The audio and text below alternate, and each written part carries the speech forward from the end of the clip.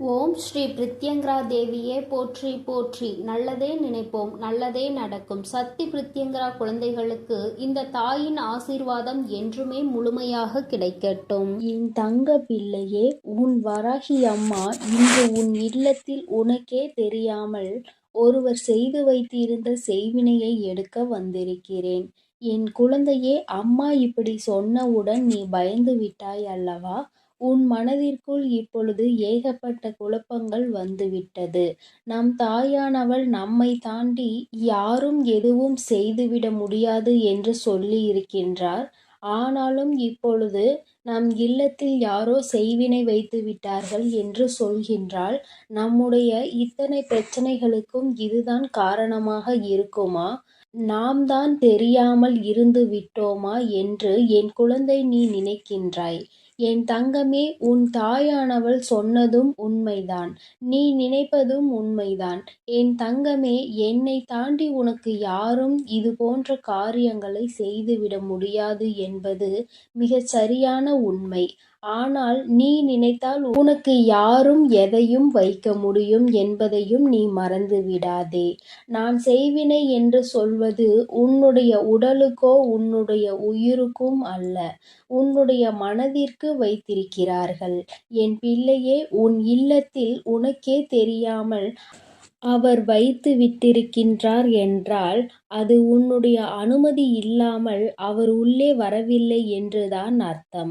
என் தங்கமே, அவர் உன்னோடு பேசிக் கொண்டிருக்கும் பொழுது அதை அங்கே வைத்து விட்டார். நீ அதனை கவனிக்கவில்லை. ஏனென்றால் அவரை நீ நம்பினாய். என் குழந்தையே, அதனால்தான் உன் அம்மா உன்னிடம் எப்பொழுதும் சொல்வது யாரையும் நீ நம்பாதே என்று. மற்றவர்கள் மீது நம்பிக்கை வைத்தால் நிச்சயமாக உனக்கு ஏமாற்றம் கிடைக்கும். அதற்காக யாரையும் நம்பக்கூடாது என்று நான் சொல்லவில்லை. நம்பிக்கை வைப்பவர்கள் அதற்கு தகுதியானவர்களா என்பதை நன்றாக தெரிந்து கொண்ட பிறகு அவர்கள் மீது வைக்க வேண்டும். என் குழந்தையே, இப்பொழுது உனக்கான இந்த செய்வினை செய்தவர் உன்னுடைய மனதிற்கு செய்துவிட்டு சென்றிருக்கின்றார். உன்னுடைய மனதில் பல குழப்பங்களை ஏற்படுத்திவிட்டு சென்றிருக்கின்றார். என் தங்கமே, நீ ஏற்கனவே ஒரு விஷயத்தை பற்றி ஏகப்பட்ட குழப்பத்தோடு இருந்து கொண்டிருந்தாய்.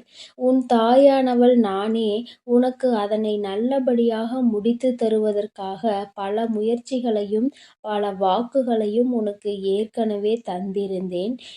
என் பிள்ளையே, நீ அதை செய்து முடித்து விடலாம் என்று தைரியமாக இறங்கும் போதுதான் உனக்கு அந்த செய்வினையை அவர்கள் செய்து விட்டார்கள்.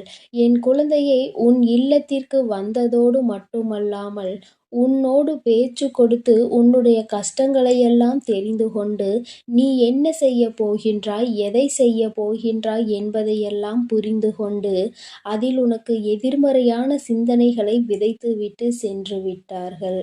என் தங்க பிள்ளையே, நீ அதனை எப்படியாவது செய்துவிடலாம் என்று முடிவில் இருந்து கொண்டிருந்தாய். நமக்கு நம் தாயானவள் துணை இருப்பாள் என்ற எண்ணத்தில் இருந்து கொண்டிருந்தாய். ஆனால் அவர் உன்னோடு பேசிய பிறகு இப்பொழுது உன் முடிவில் பல மாற்றங்கள் தெரிகின்றன. நாம் இதனை செய்தால் நிச்சயமாக தோற்று விடுவோம் என்ற மனநிலையில் இப்போது நீ இருந்து கொண்டிருக்கின்றாய்.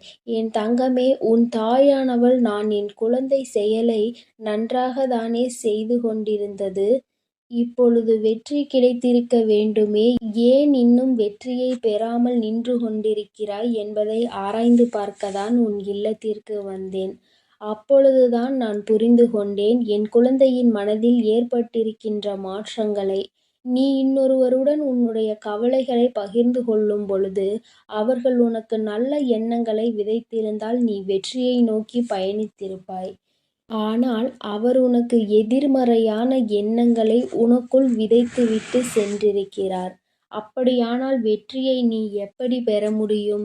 பின் நான் தோல்வியை கண்டிருக்கிறேன், எனக்கு யாரோ எதையோ செய்துவிட்டார்கள் என்று புலம்பிக் கொண்டிருக்கின்றாய். என் தங்கமே, முதலில் உன்னோடு பேசுபவர்கள் உனக்கு அறிவுரை வழங்குபவர்களுக்கும் அதற்கான தகுதிகள் இருக்கின்றதா என்று ஒருமுறை நன்றாக சிந்தித்து பார்த்துவிட்டு அதன் பிறகு நீ உன்னுடன் பேசுவதற்கு அனுமதிக்க வேண்டும்.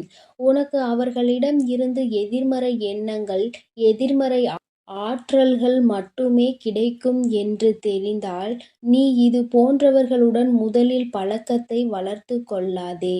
என் பிள்ளையே, நீ அப்படி வளர்த்து கொண்டதன் விளைவாகத்தான் இன்று மிகவும் வேதனைக்கு ஆளாகி நிற்கின்றாய் என்பதை மறந்துவிடாதே. என் தங்கமே, உன் அம்மா நான் அவர்களைப் பற்றி தெரிந்து கொண்ட பொழுது யாரும் நன்றாக இருப்பது அவர்களுக்கு பிடிக்காது. ஒருவன் தன் குடும்பத்தில் சந்தோஷமாக இருந்தால் அது அவர்களுக்கு பிடிக்காது. எப்படி உன் மனதை கலைத்து உன்னை அந்த நிம்மதியான வாழ்க்கையில் இருந்து தள்ளிவிடுவது என்றுதான் முயற்சிகளை செய்து கொண்டிருந்தார்கள். இதுவரை நீ பட்ட கஷ்டங்களுக்கும் அவர்களே காரணமாக இருக்கின்றார்கள். நீ செய்ய நினைக்கின்ற காரியங்கள் உன்னுடைய தொழில் சம்பந்தப்பட்டதோ உன் குடும்ப சம்பந்தப்பட்டதோ, இத்தனை பிரச்சனைகளுக்கும் அவர்கள் உனக்குள் வைத்த அந்த எதிர்மறை ஆற்றல்தான் காரணமாக இருக்கின்றது என்பதை நான் நன்றாக புரிந்து கொண்டேன். என் பிள்ளையே, அதை நீயும் தெரிந்து கொள்ள வேண்டும். உனக்கு அதனை தெரிவிக்க வேண்டும் என்பதற்காகத்தான் உன் அம்மா இப்பொழுது அவதாரம் எடுத்து வந்திருக்கிறேன். என் பிள்ளையே, இது போன்ற கெட்ட எண்ணங்களை செய்ய வேண்டும் என்று நினைத்தவரை நான் ஒரு கை பார்த்துவிடலாம் என்று வந்திருக்கிறேன். என் தங்கமே, உன் தாயானவள் உனக்கு எத்தனையோ முறை எத்தனையோ அறிவுரைகளை வழங்கிய பிறகும் நீ இது போன்ற எண்ணங்கள் கொண்டவர்களை உன் இல்லத்தில் சேர்த்தது மிகப்பெரிய தவறு. உனக்கு நன்றாக தெரியும் அல்லவா? உன் அருகில் இருப்பவர்கள் இப்படிப்பட்ட எண்ணங்களை கொண்டவர் நன்றாக இருப்பதாக ஒரு வார்த்தை சொல்லிவிட்டால் போதும், அவர் வாயிலிருந்து வருகின்ற பதில், அப்படியா, எப்படி நீ இதை செய்தாய் என்றுதான் கேட்பார்கள். அதை விடுத்து மிகவும் நல்லது, நீ இப்படி இருப்பது எனக்கு சந்தோஷமாக இருக்கின்றது என்று ஒரு நாளாவது அந்த வார்த்தையை அவர் வாயிலிருந்து உதிர்த்திருக்கிறாரா? அதை விடுத்து எப்படி செய்தாய், எவ்வாறு முன்னேற்றத்தை அடைந்தாய், உன்னால் எப்படி முடிந்தது, இது எல்லாம் உன்னால் செய்ய முடியுமா, இதுவெல்லாம் சாத்தியமே கிடையாது என்று அவர் எப்பொழுதும் உன்னோடு உனக்கான பதிலை சொல்லிக் கொண்டிருப்பவர். என் பிள்ளையே, இது போன்ற மனிதர்களிடமிருந்து நீ விலகி இருப்பது மட்டுமே மிகவும் நல்லது. நீ ஒரு காரியத்தை செய்ய தொடங்கும் போதும் சரி, செய்து முடித்த பிறகும் சரி, ஒருபோதும் இது போன்றவர்களிடம் சென்று ஆலோசனை கேட்காதே.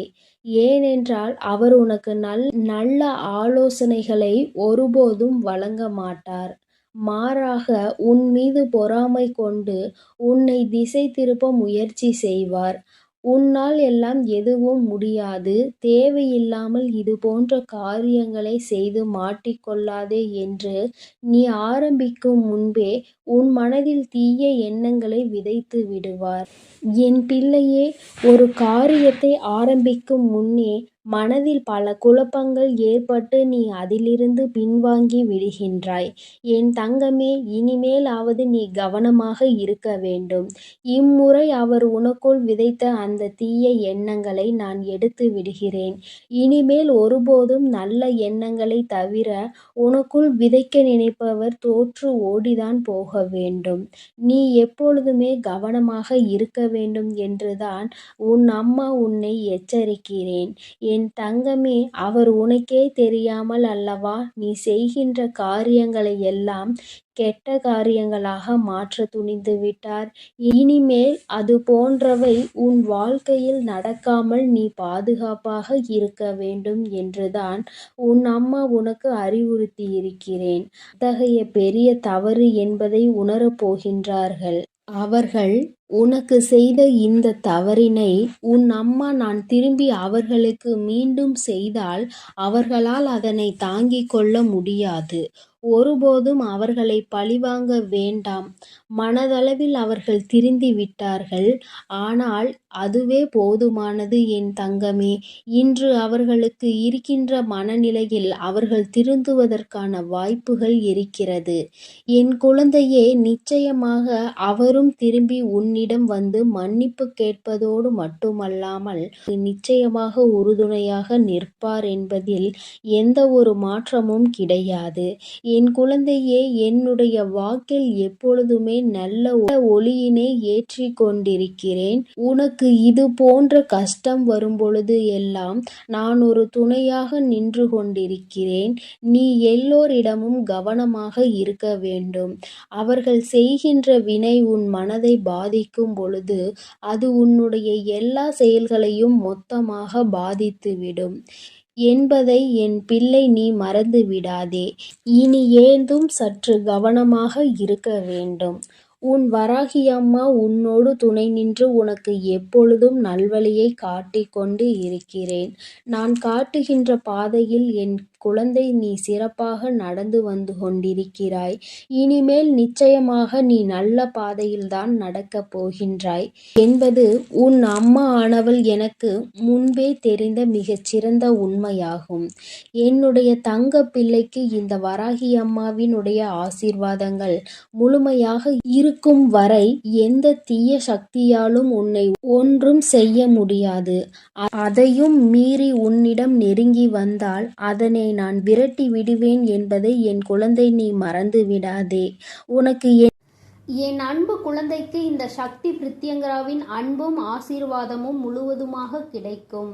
ஓம் ஸ்ரீ பிரித்யங்கரா தேவியே போற்றி போற்றி. ஓம் ஸ்ரீ பிரித்யங்கரா தேவியே போற்றி போற்றி.